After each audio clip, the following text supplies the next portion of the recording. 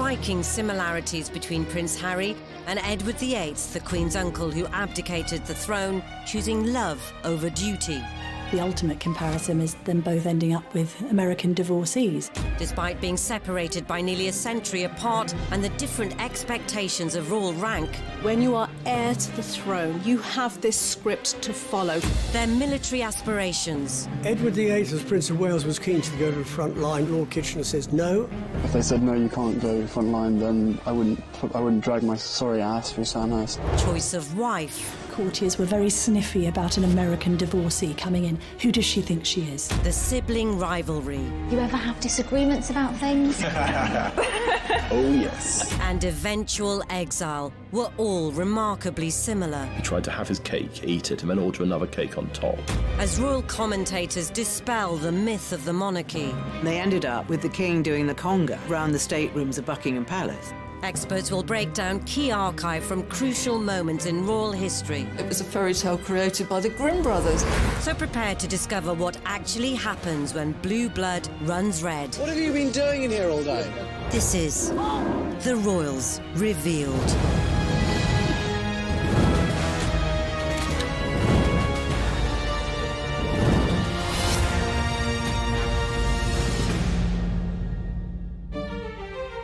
In this episode, we'll reveal how Prince Harry and Edward VIII's lives mirrored each other's, Those major royal players trying to find a solution to a constitutional crisis.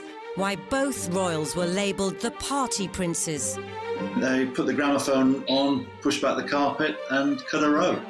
Could be playing music till 6, 7 in the morning. At the time, the most controversial aspect of that story was that the bodyguard was in the jacuzzi with him. People wondered how on earth he would be able to reach his weapon in time.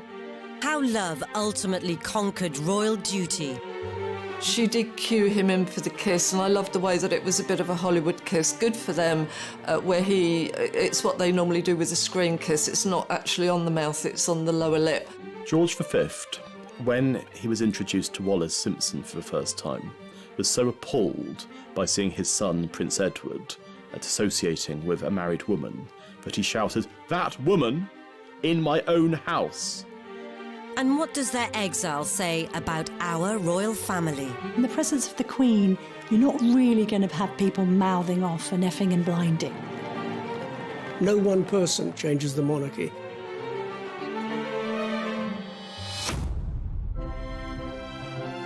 From the moment the two princes entered the royal realm, they were destined to experience persistent scrutiny from the world's media. Royal children have always been exposed to prying cameras, whether it's paparazzi or whether it's staff cameramen belonging to newspapers. We had that very famous photograph of Harry sticking his tongue out at photographers. Photographers are not always kosher.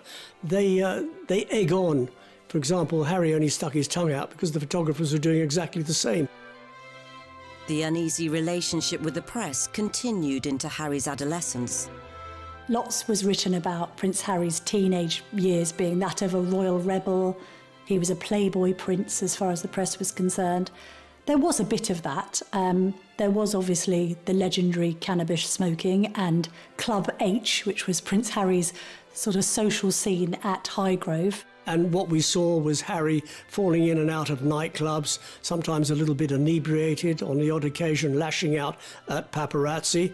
All of these things are damaging perhaps to a certain extent for the monarchy, but actually, interestingly, endeared the public to Prince Harry because there was this sense that he was just a normal lad trying to let off steam.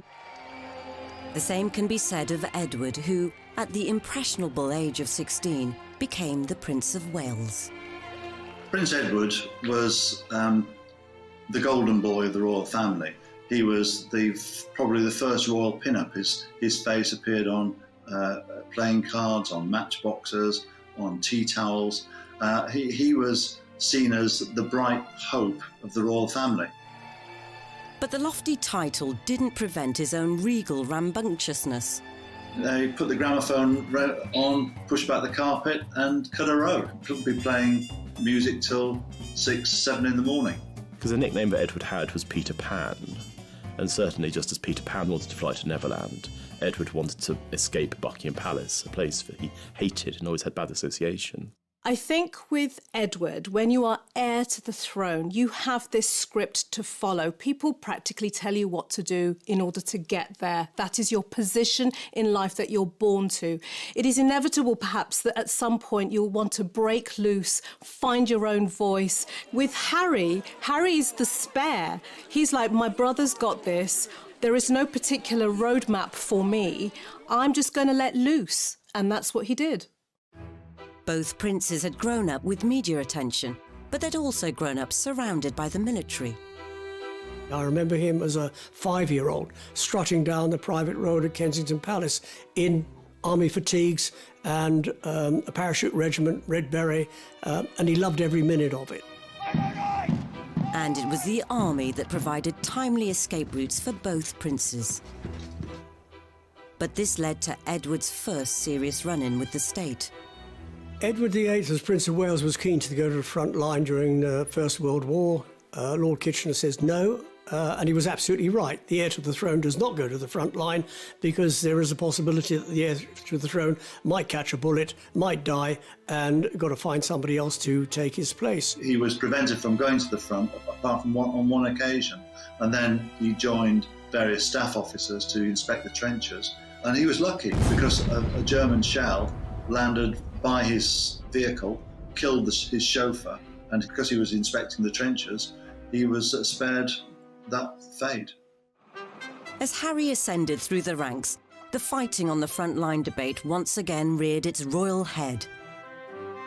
If they said no, you can't go front line, then I wouldn't drag my sorry ass through Sandhurst, and I wouldn't be where I am now, because the last thing I want to do is have my soldiers sent away to Iraq or wherever like that, and for me to be held back home, twiddling my thumbs, thinking, well, what about David? What about Derek? You know. Something about joining the army gives you that self-discipline, camaraderie, focus, and a meaningful existence of your own. So you're not being told what you're going to join and be part of something. His earlier exploits were all but redeemed, until he swapped fatigues for his birthday suit. As what happened in Vegas definitely didn't stay in Vegas. At the time, the most controversial aspect of that story was that the bodyguard was in the jacuzzi with him. People wondered how on earth he would be able to reach his weapon in time, if I can put it like that, to protect Harry in his time of need. After getting caught playing strip pool in his VIP suite, the posturing prince went on an apology offensive. It was probably a classic example of me probably being too much army and not enough prince. As they matured into their 30s, it would be time for both Edward and Harry to settle down, though their choice of partners would send the monarchy into turmoil.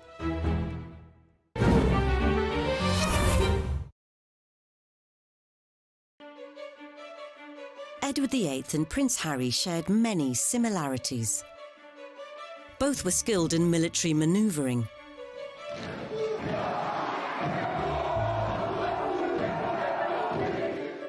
And both men had an eye for the ladies, although their tastes were very different. What's always been interesting about Harry is, although he's depicted as this playboy prince, he's always been very discerning in his choice of girlfriend. They've always been very bright, switched-on young women with career ambitions of their own. Chelsea Davy, who went on to study law at Leeds University and became a solicitor. Similarly with Cressida, a fledgling acting career under her belt, and hates the fact that people even mention that she was Prince Harry's girlfriend, because she's much more than that. In Edward's case, it's quite interesting to remember the words of his assistant private secretary, Tommy Lascelles, who said of Edward that there was no great romance in his life, and that all he'd had when he was younger was a long series of grand affairs. Edward's first serious girlfriend was Freda Dudley Ward, the wife of a high-ranking Liberal MP. This predilection for the married woman may well stem from his relationship with his mother, Queen Mary. She was pretty distant with her children. Now, what do children want? They want that warm maternal attachment. But it sounds to me as if he was familiar with somebody being quite unavailable. So if that is his earliest influence, guess what he's going to look for when he's older? People who are unavailable to him, because he's used to that. Though Edward's and Harry's love lives were different, there was one striking similarity. Of course, the ultimate comparison is them both ending up with American divorcees. Edward had a steamy chat-up line when he first clapped eyes on Wallis Simpson at a country house party in the grip of winter. He asked her, as an American, did she find the central heating poor in these country houses? And she is apparently alleged to have said, oh, sir, I would have expected something smarter from the Prince of Wales. That's the legend. But if either were getting hot under the collar, there was a problem. It was very much the case that Edward, as the future King of England, would not have been allowed to marry a divorced woman. So it probably wasn't the best idea to bring her to the palace to meet the puritanical parents.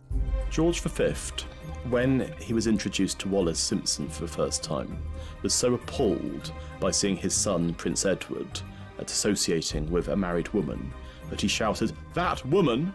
In my own house!"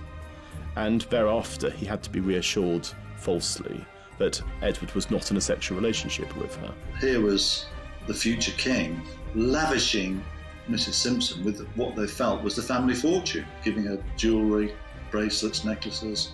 And the House of Windsor thought that they were being burgled from the inside out. Alec Harding, who was Edward's private secretary, often believed that the stress and misery that George was faced with for having seen his son cohabiting with Wallis was one of the things that led him to an early grave.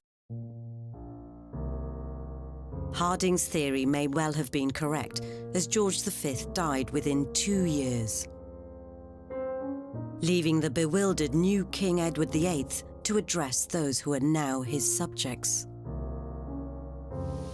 I feel that his death is not only an overwhelming grief to my mother and to us, his children, but that it is at the same time also a personal loss to you all. George V was very reluctant to admit his son, Prince of Wales, into the inner sanctum of monarchy. That is to say, to read the red boxes, all the top secret documents, confidential papers, and so on.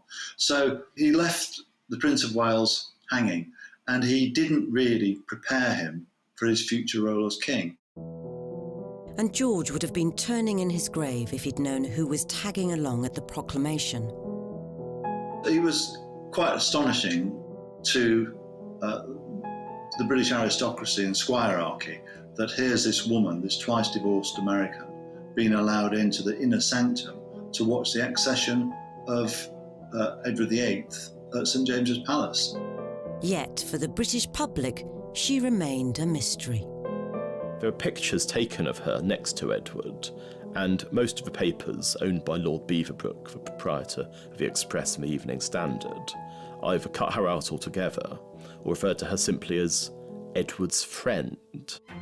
Unfortunately for Harry, there was no such censorship when Meghan came on the scene in 2016. At the time that she met Harry, and I think was a familiar face in the circles of, say, US breakfast shows and red carpet events in LA. I'm a California girl, born and raised, so the flip-flop culture is part of just who I am. I love my cutoffs and flip-flops and being as relaxed as can be. I think it's fair to say that before she was linked to Prince Harry, few people in the UK would have heard of her. But after she was linked to Prince Harry, obviously, she's become one of the most famous women on earth.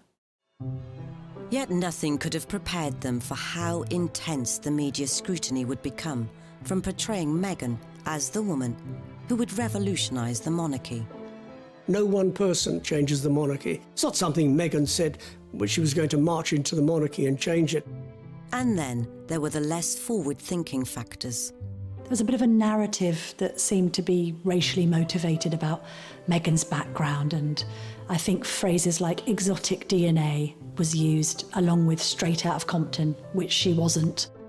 Harry wasted no time in trying to set some ground rules with a statement encouraging a ceasefire to the media bombardment. Harry called that up and said, this isn't right, cover the relationship fairly, by all means, but don't go around besieging family members.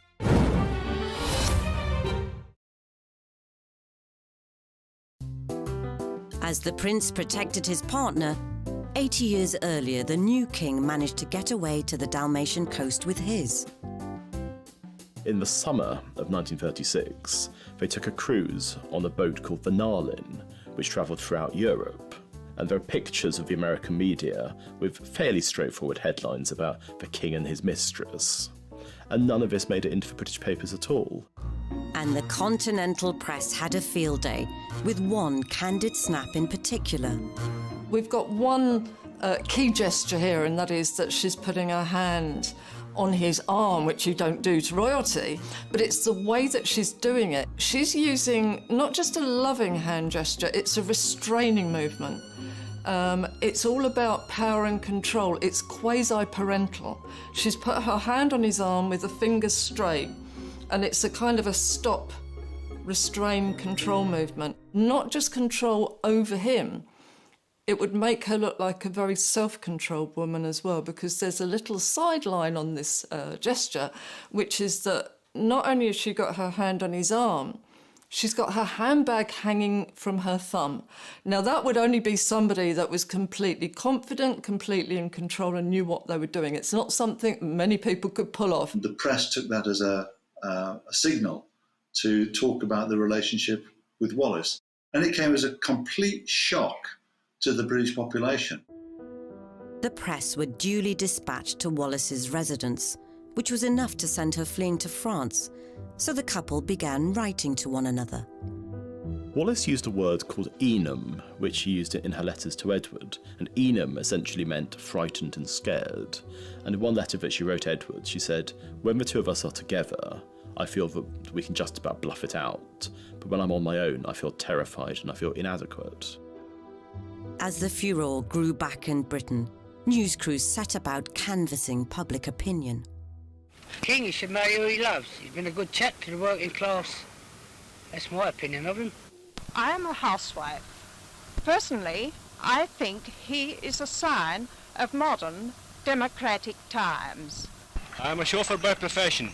After all, the king is a man like myself, but he should not allow his private life to interfere with his public life. If you go into the National Archives and look in their private vaults, you'll see thousands of letters sent to Edward basically saying, "Don't do it, sir." 8 decades on, the public had warmed to Meghan. She really is beautiful, isn't it? Women particularly were drawn to her because she seemed to be the kind of princess who wanted to be heard as well as seen, and to have a platform and to champion really important subjects like women's rights. And when they did their tour of the UK, there were crowds in the streets shouting their name. There was such a huge amount of goodwill behind them both. But easing Meghan into the formalities of royal family life required some on-the-spot schooling from Harry. Harry, I think, is being very clumsy with what are called his tie signs here. He's being quite annoying. This is like an actress who is suddenly finding that on set, somebody's trying to give her stage directions. She's looking just slightly peeved that he's interrupting her, because that would be rude at any party. He actually beckons her over, which again would make her feel a bit powerless, and then he steers her and actually pushes her over to the next group. Nobody's going to like that very much, and what she does, she's very polite, she smiles, she comes across. But you'll see that she responds with a reciprocal pat on the back. She pats Harry on the back, so like, you pat me, I'm going to pat you. And what that implies is that, yes, that's fine, and I know that this is a job we've got to do, but I'm also in control here. When we get to the church clip, again, a lot of this, I think people were saying, oh, she's being told off and she's not comfortable. Again, I believe this was Harry's mistake. And it's actually her, to me, caught up in a power battle between the two brothers, even at that stage, because she's very happily talking to William and Kate and smiling, laughing with them. You can see Harry getting more and more agitated. He faces front, he won't join in the conversation, his face drops, he turns round and he uses what's called a leading gesture. He points, sort of, no, pay me attention and look over here. And she kind of colludes, but it's a bit like she's dealing with a little bit of a spoilt child at that point. I think Anybody entering the royal circles needs to come with their A game and be very resilient, because not only do they have protocol and rules and hundreds of years of practice, but they also have the court of public opinion. We are on the outside looking in, judging. But even almost mastering the arcane art of the curtsy couldn't protect Meghan from some alleged friendly fire. Meghan and Harry, they felt that she wasn't welcome. She wasn't welcomed by William and Catherine, and that she wasn't particularly welcomed by other members of the family. So we do see similarities with Wallis Simpson, both on a negative front. This idea that courtiers were very sniffy about an American divorcee coming in. Who does she think she is, coming over from America? So even if there were any lingering hostilities, Harry proposed less than 18 months after their first date. It happened a few weeks ago, earlier this month, here at our cottage. In terms of who has taken the lead in this clip, it's very interesting because the strongest signals come from Meghan, who is using what's called pseudo-infantile remotivational techniques. She's clutching his hand with both of her hands like a small, vulnerable child. And that made her look very sweet and very cute. Just an amazing surprise. It was so sweet and natural and very romantic. She wanted to be popular, she wanted to be ingratiating into a very difficult family, and I think that slight lowering of herself, that looking slightly vulnerable, was a very good ploy. Beneath that, though, we were getting some completely different signals, because if you can see when she's holding his hand, she's actually stroking his hand with her thumb. And what that means is she's calming him down. She's reassuring him. He doesn't like the press. He doesn't like to come out and be doing this. When they first walked out towards the press, she's rubbing his arm. It's, come on, let's get it over and done with, we're fine. It was good to see an intelligent woman, but she was in control. Both Harry and Edward had strong, independent women on their arms. But it was Edward who had to come up with a cunning plan to marry. In late 1936, Edward raised the possibility of a morganatic marriage with PM Stanley Baldwin, meaning he'd still be king, but Wallis Simpson wouldn't be queen. What he tried to do was he tried to have his cake, eat it, and then order another cake on top. And that led to the most spectacular meltdown in any kind of possibility of his remaining king. After the government rejected Edward's proposal, he informed the government of his intentions to abdicate on December the 9th. And by December the 10th, he was gone. 2 hours ago, I discharged my last duty as king and emperor. That I have found it impossible to carry the heavy burden of responsibility and to discharge my duties as king as I would wish to do, without the help and support of the woman I love. But the controversy was only just beginning for both royals.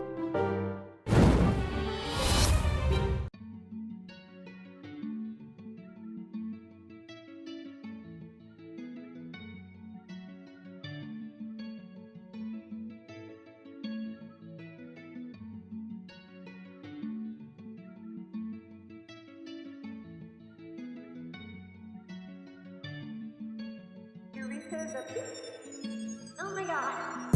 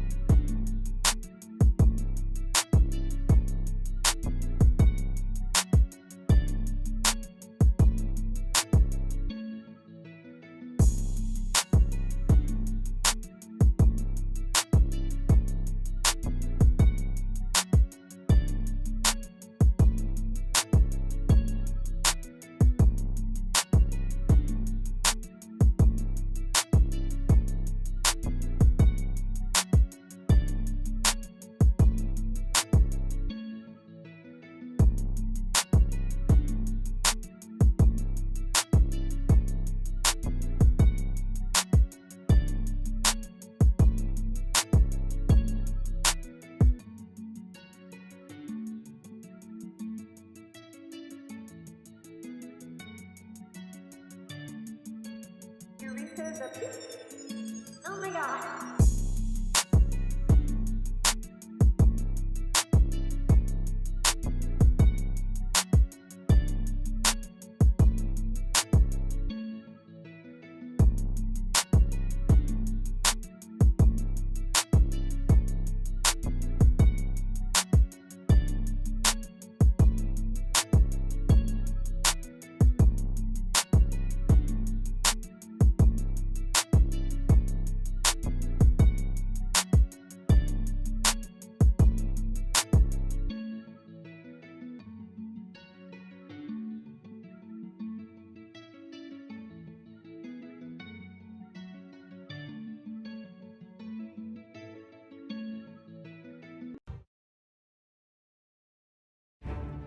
Wallis Simpson and Meghan Markle both had a rocky start to life as royal consorts. One resorted to hiding out in a remote castle, whilst the other valiantly tried to continue life as normal, or at least normal for a TV actress, as they both fought adversity on the way to the altar. British women hated her. She got hate mail by the bagful, and she even had a stalker who went down to the south of France where she was hiding out, intent on killing her. It seemed the knives were out for Meghan too. There was a bit of a narrative around some of the demands that the couple had made. This sense of Meghan apparently going into St George's Chapel and saying that it didn't smell right. It was a bit fusty and musty, and that maybe it could have smelt better. Other stories then emerged of Prince Harry effectively telling, we think, one of the Queen's most senior aides what Meghan wants, Meghan gets. It's kind of set a narrative around a couple who were being quite demanding. Wallis had also tried to take control. Wallis Simpson got divorced in October 1936. Her divorce was technically illegal because it involved all of these various things, such as collusion with her husband Ernest. And it's almost certain that Ernest was paid off in order to allow the divorce to take place. So you have to imagine that Wallis, as a divorced woman, was actually in a rather odd position because her decree nisi didn't come through until April 1937. A fortnight later, George VI had been officially crowned. And with Edward VIII downgraded to the Duke of Windsor, the former king could formally seal the deal. But his wedding was unlike any royal nuptials before or since.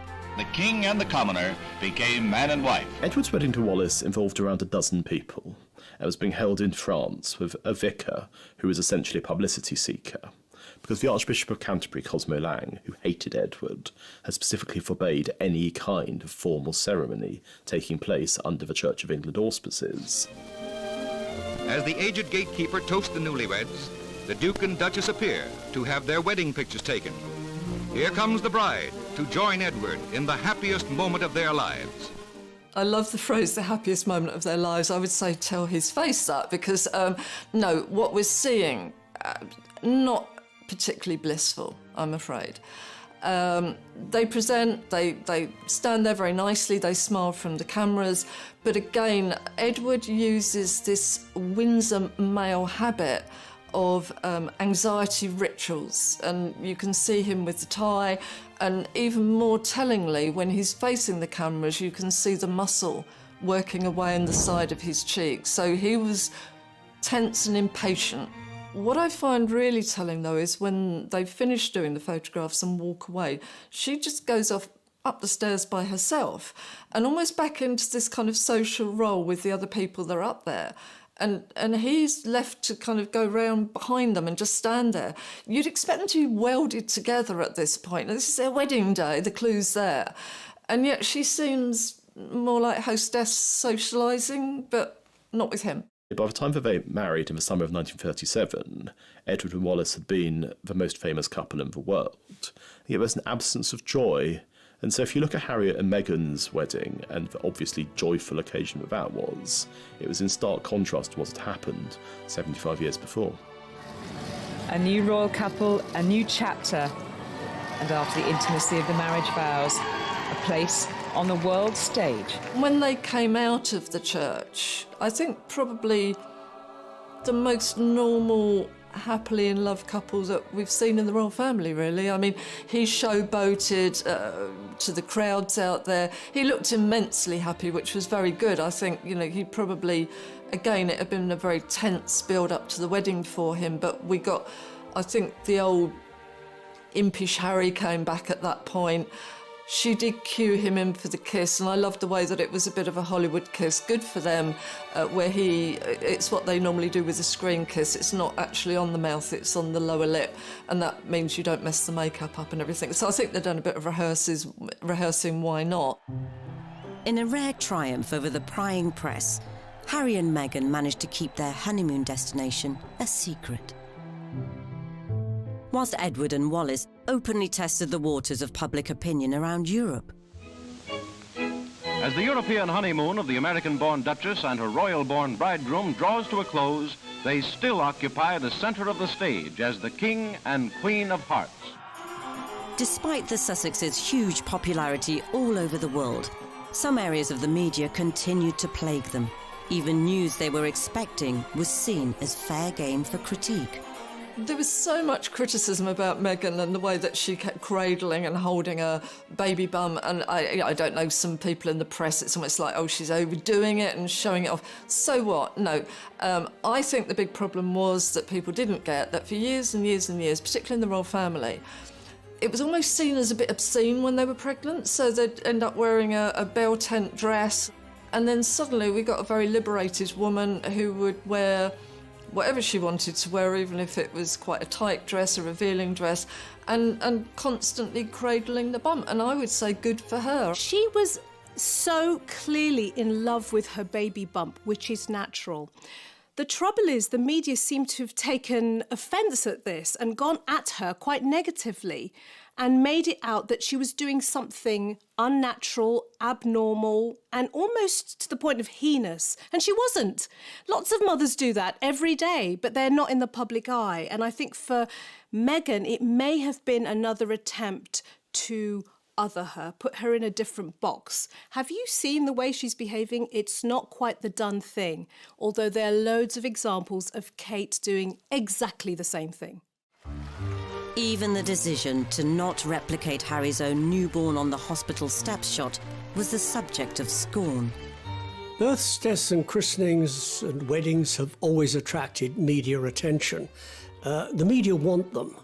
If they didn't let them in, there'd be a tremendous furore, as we saw with the christening of Archie. Harry and Meghan, they didn't want photographers, and there was a lot of adverse press against them. So, you know, it's a catch-22, isn't it? Damned if you do, damned if you don't.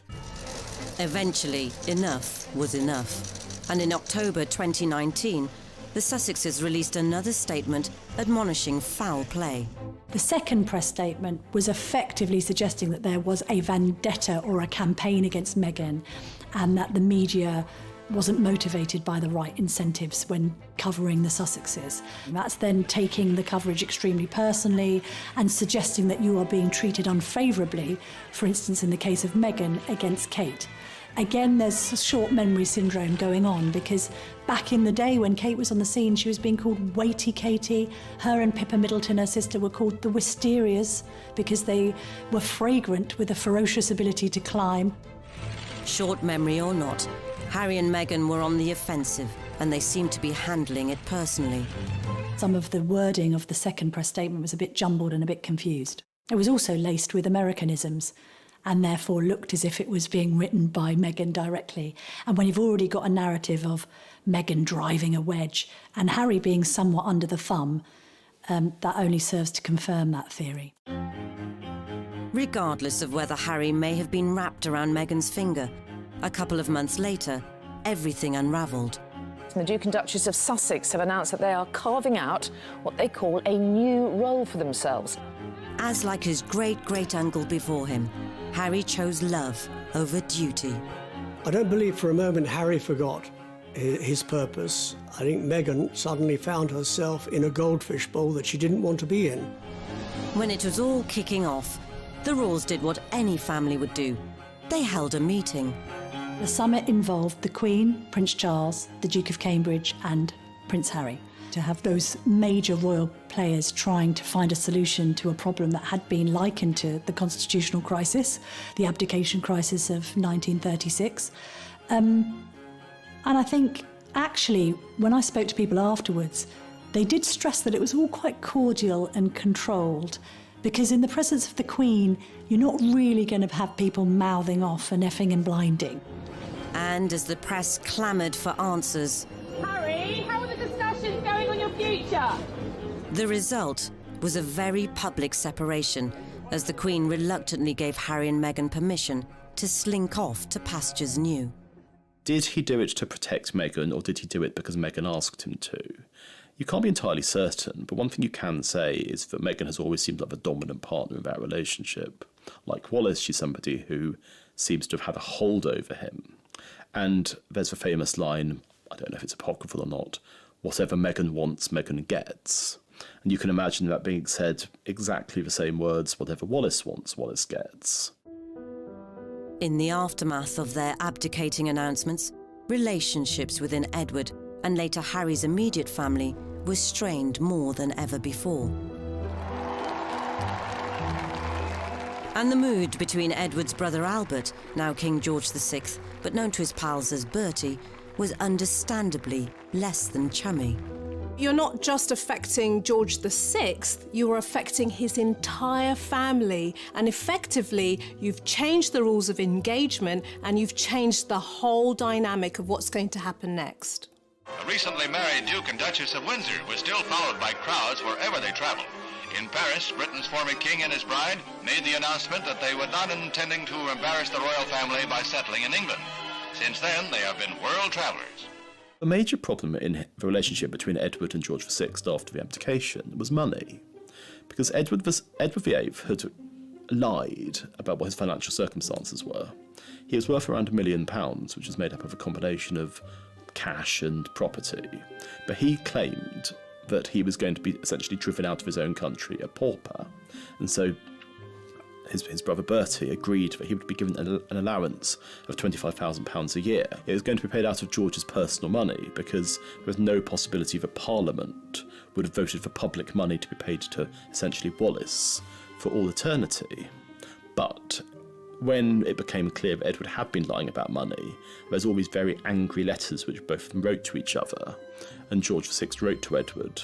The reality of what happened was I was completely misled. I'm not seeking to blame you or anyone else. I know how difficult a time it was, but I was lied to. And I think that you can see thereafter their relationship never recovered. Edward was seen as an embarrassment.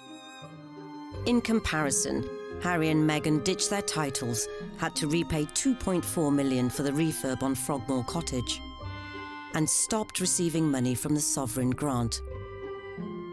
Yet the cost to his own brotherly bond may prove to be even greater. We think the initial row started because William might have expressed some brotherly concern that Harry was rushing into things with Meghan. And I think William just thought, hang on a minute, be careful. And Harry took offence to that and felt that it wasn't showing enough support for the woman in his life. If there were simmering tensions, then perhaps the last thing the so-called Fab Four would have wanted to do was share a public stage. Do you ever have disagreements about things? Oh, yes. healthy disagreement. OK, the last thing you disagreed on, how do you resolve it? I can't remember. They come so thick and fast. but is it resolved? We don't know. Oh, we don't know. Well, you're putting on a great show if it's not. We had Meghan and Kate slightly styled the same, which for some reason people wanted to see. Yeah, we got the two brothers, best mates, and it was all going to be lovely, and obviously they'd got on really well and they were going to work together for charity, and then it just literally unpicked in front of our eyes on stage. We've got, four different personalities, and every time that Harry spoke, you can see William and Kate, their eyes go down, their faces drop slightly. It looked like there maybe wasn't as much agreement going on there, and that maybe a little bit of limelight might have been stolen. And then comes the killer question about disagreements, and instantly William, and this is not like William. William, tends to be a bit formal. Oh yes, from the other end. Now, the two women then use masking techniques, which is that they both put their hair over their face so that we can't see, but obviously the bodies are shaking with laughter. But that, not a good look, because I think that let us know that actually this has been, there's been a lot of problems backstage. William and Bertie may have struggled with their sibling separations, but Edward had an even greater insult in store.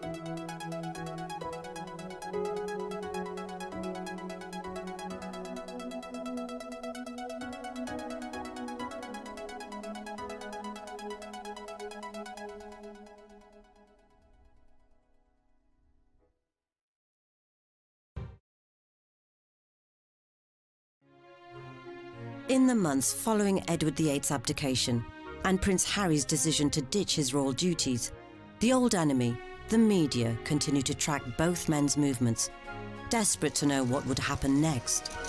The media have made much of Harry and Meghan stepping down from royal duties and coined the phrase Megxit. Is there any chance that it actually might have been Harry's exit? He might have been the person to make the decision to say, you know what, I want to step away from this and protect my wife and my child. While Harry was being resolute, Edward surrendered to the Nazis, visiting occupied Germany in 1937. He was somebody who did the most stupid things, going to visit Hitler, giving Hitler a Nazi salute, and being received by him in 1937, when Britain was on the verge of war. It was an action that you can only see through the prism of absolute rank stupidity. And he did so in order to show his wife that being an ex-king wasn't too bad. You still had people calling you Your Royal Highness, which they did. All the kind of perks of being royal were transferred to Nazi Germany. And I don't think it's overstating the case to say that Edward's visit to Germany in 1937 was the single worst thing he ever did. The severely agitated king had no option but to put as much distance between Edward and the Third Reich as possible. And only one punishment was deemed severe enough. He sent him to the Caribbean. he was made the governor there. On the one hand, it sounded idyllic. I mean, while his fellow countrymen were suffering rationing and dying in their millions, Edward was having martinis on the veranda with Wallace. But both of them hated it, because they'd liked their life in Paris. They'd seen themselves as being these cultural sophisticates, and now they were on this small island where they had all the money that they could spend, but nothing to spend it on. He used to phone his brother constantly to give him advice, and it got to the point where George VI told the switchboard operator at Buckingham Palace not to let the calls through. One of the Sussexes' last public appearances came at the Mountbatten Music Festival at the Royal Albert Hall, where they were the reluctant centre of attention. Suddenly she emerged in victorious red. You wear red to be noticed, you don't wear it to kind of hide or anything like that. And the sheath dress that she was incredibly upright in, she had more makeup on than she would normally have worn, and we got the smoky eyes. It was a lot more Hollywood. I think he may have been expecting the old rotten tomatoes to come flying through the air, but he got cheered, and you can actually see as he's getting the applause and the cheering, he's almost growing in confidence at that point. And you can actually see him becoming very tearful as the clapping goes on. He has an accelerated blink rate. You can see him swallowing quite hard, and she kind of pats him to sit down, not because they don't want to be there, but I think he's probably going to dissolve in tears at that point. So I think he was moved and touched. I think they wanted to be there, but I think their worry was that other people didn't want to see them there. Once they found out they were still popular, not a problem. Though the Sussex backstep may not have been as momentous as a king extracting himself from a whole empire, Harry's departure highlights the dilemmas faced by those born to a life in service, and how this can clash with their hopes, desires, and what they believe best for loved ones. They've gone off into the sunset to live in Los Angeles, and I hope they succeed. But he's not got any friends there, and any friends he has made are probably strap-hangers.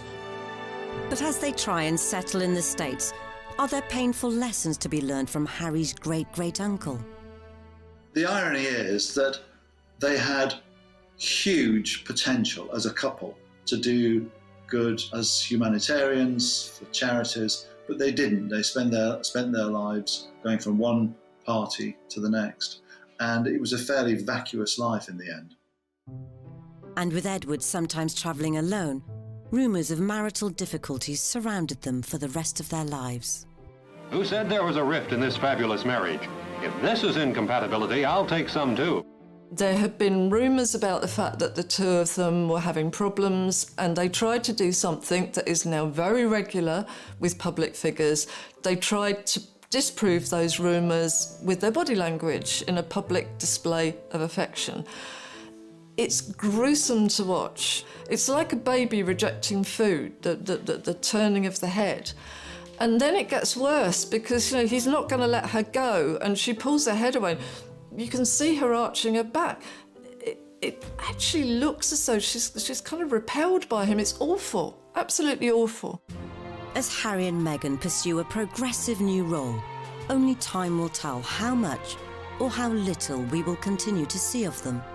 I think that the major difference between Harry and Meghan and Edward and Wallace is that Harry has been somebody who's much more attuned to popular feeling than Edward ever was. I know that some people in Britain are glad to see the back of them because they don't think that they've behaved well, but there are others who thought, fair play, you're prioritising your immediate family and you want to do things differently and you want to make some money, go and do it. I see their mission far more rewarding, ultimately, than that of Edward and Mrs. Simpson. Whatever their future holds, one thing is clear. If Harry is to ensure he won't end up languishing in another country like Edward did, he must find a new sense of purpose and maybe, just maybe, tone down his vitriol against the press if one day they return to frontline royal life.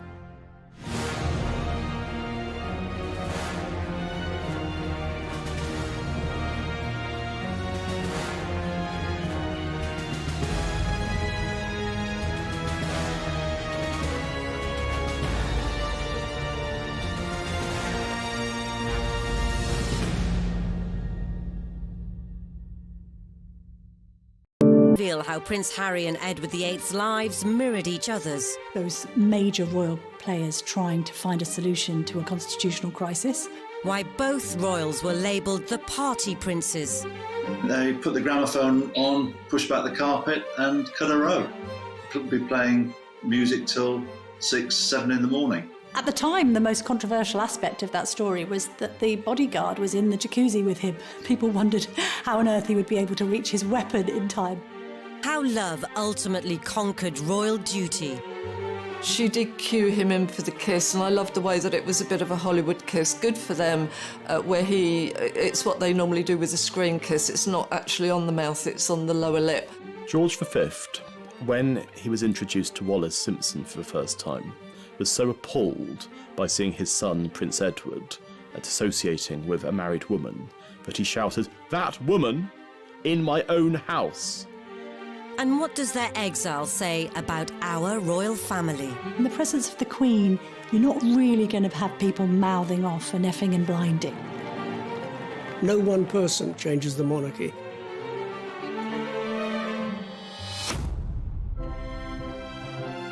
From the moment the two princes entered the royal realm, they were destined to experience persistent scrutiny from the world's media. Royal children have always been exposed to prying cameras, whether it's paparazzi or whether it's staff cameramen belonging to newspapers. We had that very famous photograph of Harry sticking his tongue out at photographers. Photographers are